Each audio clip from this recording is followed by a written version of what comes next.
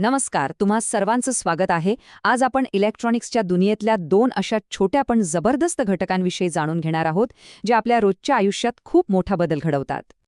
आपल्या घरात जी वीज येते, म्हणजे एसी पॉवर, तिला कंट्रोल करणं हे एक मोठं आव्हान असतं.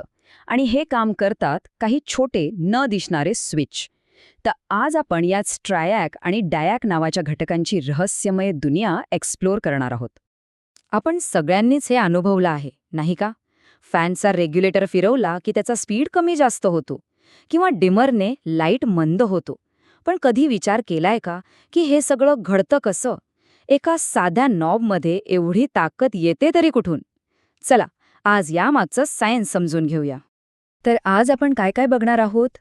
सगळ्यात आधी एसी करंटला कंट्रोल करणं इतकं चॅलेंजिंग का आहे ते पाहू. मग आपला आजचा हिरो ट्रियॅक आणि त्याचा पार्टनर डायॅक यांची ओळख करून घेऊ. ते प्रत्यक्षात कसे काम करतात हे बघू आणि शेवटी यातलं सगळ्यात महत्त्वाचं काय लक्षात ठेवायचं आहे ते समजावून घेऊ. बरं, तर सगळ्यात पहिलं आव्हान एसी कंट्रोल. आपल्या घरातल्या सॉकेटमध्ये जी वीज येते ना, ती असते ऑल्टरनेटिंग करंट, म्हणजे एसी. आता ही डीसी करंटसारखी सरळ मार्गी नसते. तिची दिशा सतत सेकंदात अनेकदा बदलत असते. इमॅजिन करा, अशा सतत दिशा बदलणाऱ्या प्रवाहावर नियंत्रण ठेवणं किती अवघड असेल. म्हणूनच आपल्याला काही स्पेशल घटकांची गरज पडते, जे एखाद्या ट्रॅफिक पोलिसासारखं काम करतात आणि या प्रवाहावर नियंत्रण ठेवतात. आणि इथेच एंट्री होते आपल्या आजच्या हिरोची, ट्रायॅक. एसी पॉवरला कंट्रोल करणारा हाच तो महत्वाचा घटक. याला आपण एक स्मार्ट टू वे गेट समजू शकतो, म्हणजे येणाऱ्या जाणाऱ्या दोन्ही ट्रॅफिकवर लक्ष ठेवणारं एक हुशार गेट. ट्रायॅक नाव थोडं टेक्निकल वाटलं तरी सोपं आहे. याचा फुल फॉर्म आहे ट्रायोड फॉर अल्टरनेटिंग करंट. हा एक सेमीकंडक्टर डिव्हाइस आहे. म्हणजे काय, तर एका खास मटेरियलपासून बनवलेला एक छोटासा पार्ट, जो फक्त काही विशिष्ट परिस्थितीतच वीज पुढे जाऊ देतो. याला 3 पाय म्हणजे 3 टर्मिनल्स असतात आणि सगळ्यात भारी गोष्ट म्हणजे तो करंटला दोन्ही दिशांना कंट्रोल करू शकतो. चला, हे सर्किट बघूया. हे खूप सोपं आहे. इथे जो VR1 दिसतोय ना, तो आहे व्हेरिएबल रेझिस्टर, म्हणजे आपला फॅनचा रेग्युलेटर समजा. जेव्हा आपण हा नॉब फिरवतो तेव्हा आपण रेझिस्टन्स बदलतो आणि हाच रेझिस्टन्स ठरवतो की TRAXच्या गेट टर्मिनलला किती व्होल्टेज मिळेल. म्हणजे आपण ह्या नॉबने TRAXला सिग्नल देतो की आता चालू हो, आणि मग TRAX ठरवतो की बल्ब किंवा मोटरपर्यंत किती पॉवर पोहोचवायची. आहे की नाही सिंपल? आणि ही गोष्ट खूप महत्वाची आहे. इथे काय म्हटलंय बघा, ट्रायॅकमध्ये फॉरवर्ड आणि रिव्हर्स असं काही नसतं, कारण तो बाय डायरेक्शनल आहे. याचा अर्थ काय, म्हणजे त्याला फरक पडत नाही की करंट कुठून कुठे जातोय. तो दोन्ही दिशांनी येणाऱ्या प्रवाहावर काम करू शकतो. म्हणूनच तर तो एसी करंटसाठी परफेक्ट आहे, जो स्वतःच सतत दिशा बदलत असतो. बरं, जे लोक प्रत्यक्ष इलेक्ट्रॉनिक्स सोबत काम करतात त्यांच्यासाठी एक छोटी पण कामाची टिप आहे. आपला ट्रायॅक बरोबर आहे की नाही हे कसं तपासायचं? तर हे टेबल बघा. एका साध्या मल्टीमीटरने आपण हे चेक करू शकतो. उदाहरणार्थ, MT2 आणि MT1 या टर्मिनल्समध्ये रेझिस्टन्स 1 मेगा ओहमपेक्षा जास्त हवा. याचा अर्थ ट्रायॅक बंद असताना करंटला व्यवस्थित ब्लॉक करतोय. प्रत्येक हिरोला एका साथीदाराची गरज असते, बरोबर? तसंच ट्रायॅकला आहे डायॅक. आता डायॅक स्वतः पॉवर कंट्रोल वगैरे करत नाही. त्याचं काम खूप स्पेसिफिक आहे. तो ट्रायॅकला फक्त हे सांगतो की आता तुझी चालू होण्याची वेळ झालीये. तो जणू एक चावीसारखा आहे, जी ट्रायॅक नावाचं कुलूप उघडते. इथे बघा, डावीकडे डियॅक आतून कसा दिसतो ते दाखवलंय. हे जे सेमीकंडक्टरचे लेयर्स आहेत ना, यामुळेच त्याला त्याची खास स्विचिंगची खासियत मिळते. आणि उजवीकडे आहेत त्याची सिम्बल्स, जी आपण सर्किट डायग्राममध्ये वापरतो. त्यामुळे पुढच्या वेळी कुठल्या सर्किटमध्ये हे सिम्बल दिसले की लगेच ओळखायला हवं की हा डियॅक आहे. आता DISCच्या कामातला एक मॅजिकल शब्द, ब्रेकओव्हर व्होल्टेज, हे काय आहे? समजा डियॅक हा एक दरवाजा आहे, ज्याला उघडण्यासाठी एका विशिष्ट ताकदीची गरज आहे.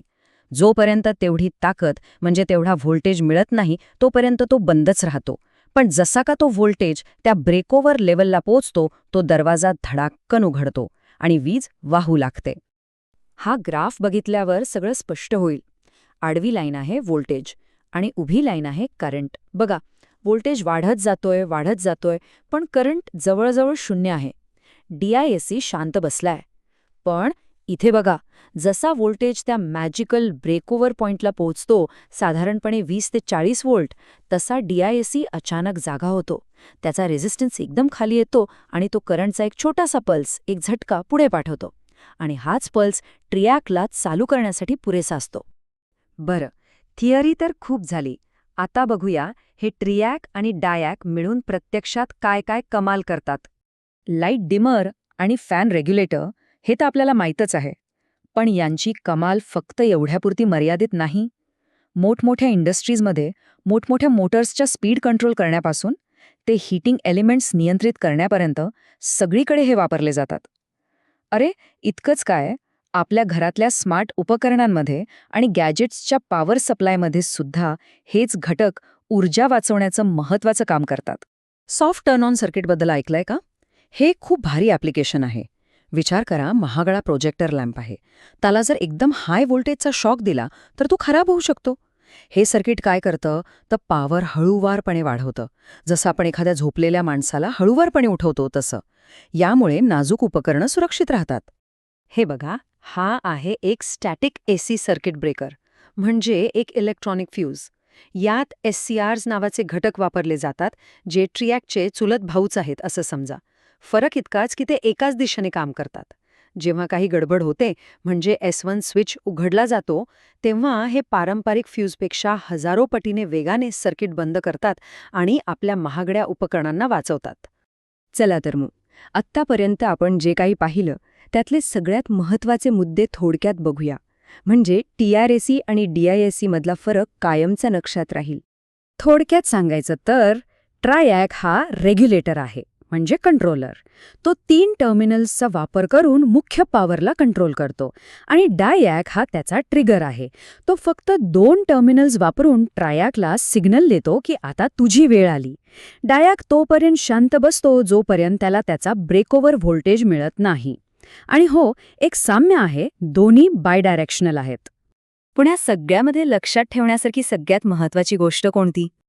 अगदी एका वाक्यात सांगायचा तर DISC योग्य वेळी एक छोटासा पण अचूक सिग्नल देतो आणि ट्रॅक त्याच इशाऱ्यावर मोठ्या पॉवरला नाचवतो. म्हणजे एक छोटासा सिग्नल मोठ्या ताकदीवर कंट्रोल मिळवतो.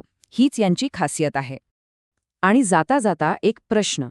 आज आपली सगळी उपकरणं स्मार्ट होतायत, जास्त एफिशियंट होतायत. मग विचार करा, भविष्यात हे छोटे पॉवर स्विचिंग घटक अजून किती इव्हॉल्व्ह होतील. कोण जाणे, पुढच्या पिढीचे ट्रायॅक आणि डायॅक आपले आयुष्य अजून किती बदलून टाकतील. यावर विचार करायला नक्कीच हरकत नाही.